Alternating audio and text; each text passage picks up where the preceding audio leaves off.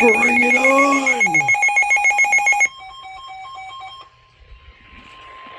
The National Weather Service in Boston has issued a severe thunderstorm warning for north central Plymouth County in southeastern Massachusetts until 5 a.m. Eastern Daylight Time. Dang it, it is not including Providence. A severe thunderstorm was located over Scituate or near Marshfield, moving east at 55 miles per hour. Hazards include 60 miles per hour wind gusts and quarter-size hail. Expect wind damage to trees and power lines. Minor hail damage to vehicles is possible. Locations impacted include Marshfield, Hingham, Scituate,